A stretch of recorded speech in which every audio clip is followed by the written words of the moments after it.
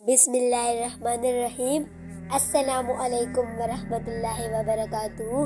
ناظرین، ہمارا آج کا موضوع ہے نکاح مصطفیٰ صلی اللہ علیہ وآلہ وسلم۔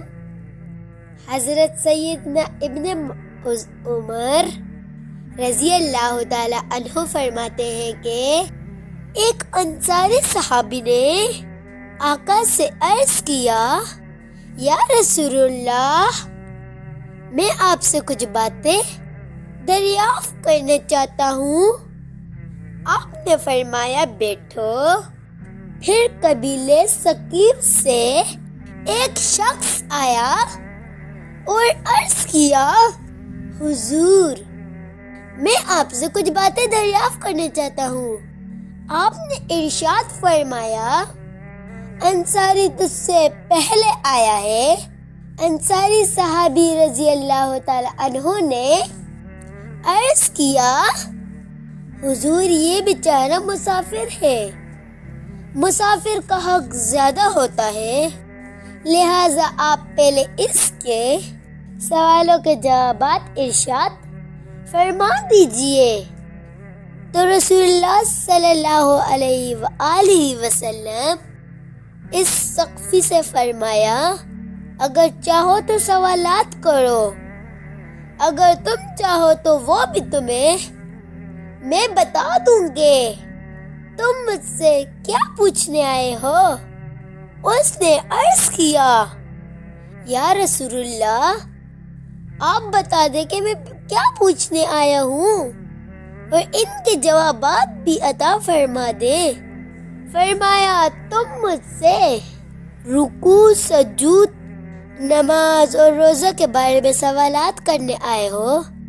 اس شخص نے کہا، اس ذات کی قسم جس نے آپ کو حق کے ساتھ مبعوث فرمایا ہے، آپ نے میرے دل کی بات بتانے میں ذرا سی بھی خطا نہیں کی۔ پھر آپ صلی اللہ علیہ وآلہ وسلم نے ان کے جوابات بھی عطا فرمائے۔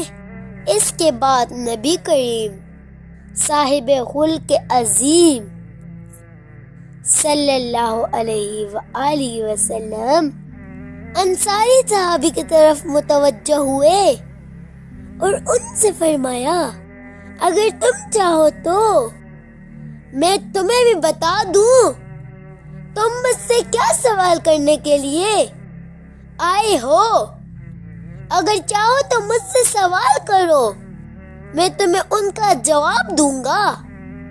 انہوں نے عرض کیے، یا رسول اللہ صلی اللہ علیہ وآلہ وسلم، نہیں، آپ خود ہی بتا دیجئے کہ میں آپ سے کیا پوچھنے کے لیے حاضر ہوا ہوں۔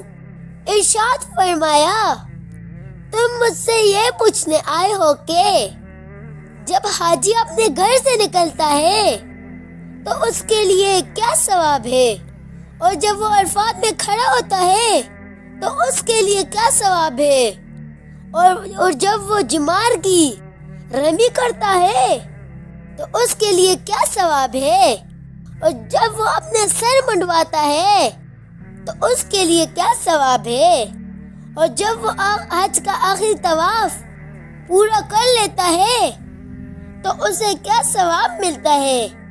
یہ سن کر اس انصاری صحابی نے عرض کیا، یا رسول اللہ، اس ذات کی قسم جس نے آپ صلی اللہ علیہ وآلہ وسلم کو حق کے ساتھ مبعوث فرمایا، آپ نے میرے دل کی بات بتانے سے کوئی خطا نہیں کی۔ پھر آپ صلی اللہ علیہ وآلہ وسلم نے انہیں بھی ان کی باتوں کے جوابات ارشاد فرمائے، اور کوئی غیب کیا تم سے نہ ہو بلا، جب نہ خدا ہی چھپا، تم پہ کروڑوں درود۔